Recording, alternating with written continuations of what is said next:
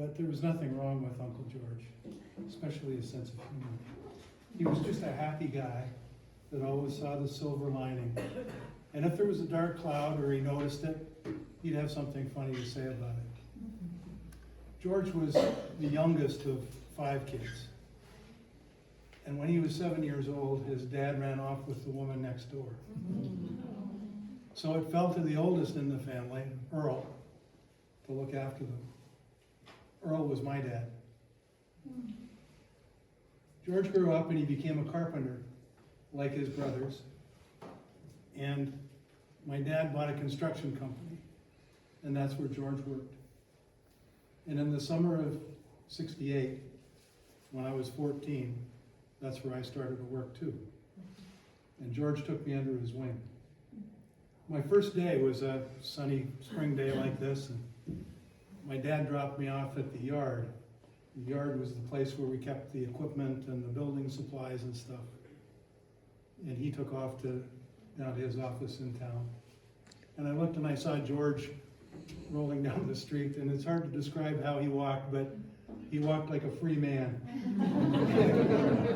And we have similar mechanics, so if I didn't really care about what other people thought, I'd probably walk that way too.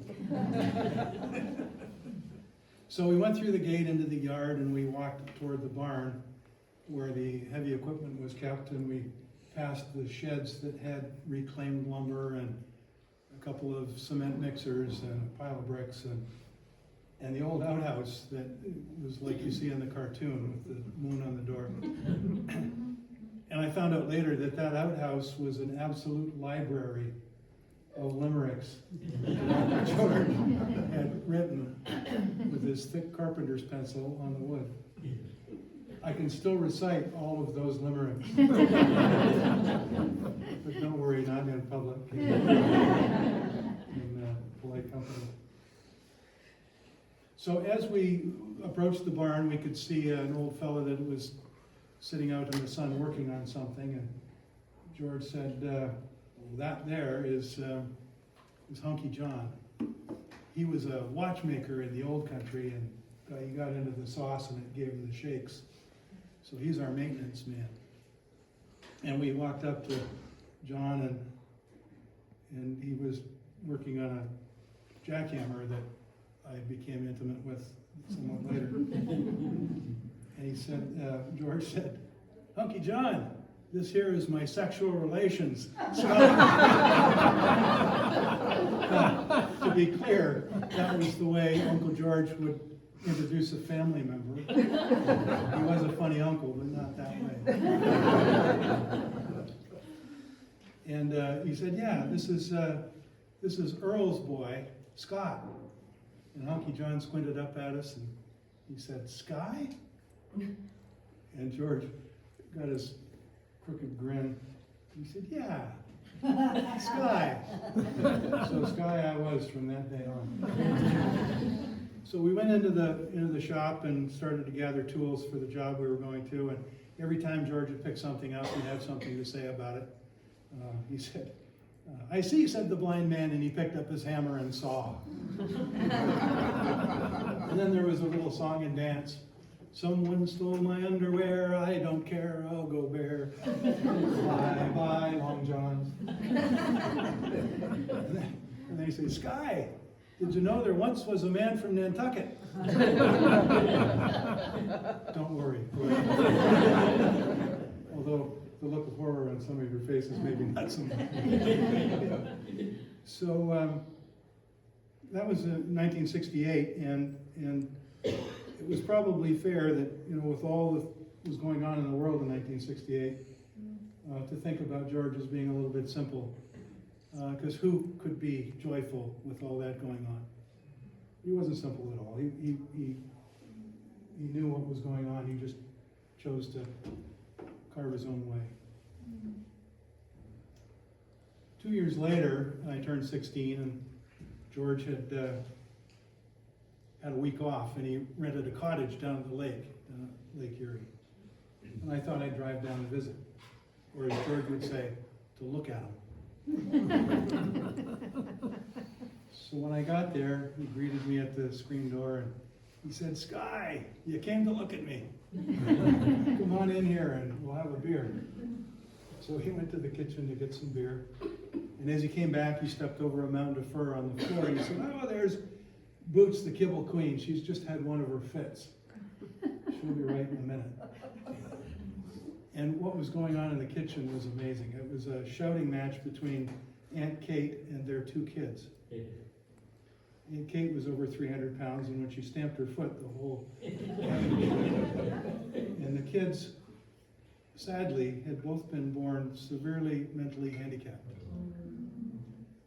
Maybe it was fetal alcohol syndrome, maybe it was genetics, I don't know. But they were shouting and screaming and probably cranky because they'd been cooped up in that little cabin for 3 days as it rained 3 of the 4 days they'd been there. Anyway, George came down and gave me my beer and sat in a musty chair out on the porch, and he clinked our bottles, and he took a big draught of beer, and then he leaned to me and he said, Sky, I'm a lucky man. I'm down here at the lake. I got my family here that loves me. I got Boots the Kibble Queen at my feet. You came to look at me and I got a cold beer in my hand. I got her made. We worked together for the next 3 or 4 years, and then I went off to engineering school and moved to the West Coast. So I didn't see George a lot, but every time I came home, I'd stop by and we'd have a beer and a laugh. And one of the reasons I'd come home often was a funeral. First it was Cindy, this little girl who got violent, had to be institutionalized, and died choked on a sandwich. And then Kate. And George said, Sky, she was sat right there on the couch, and she got real quiet. So I knew something was wrong.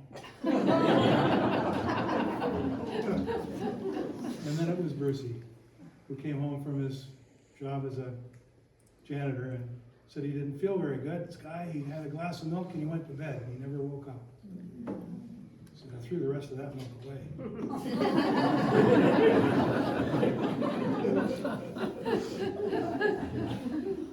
And then it was just over 50 years, almost to the day, I went home to visit George at the nursing home and to say goodbye.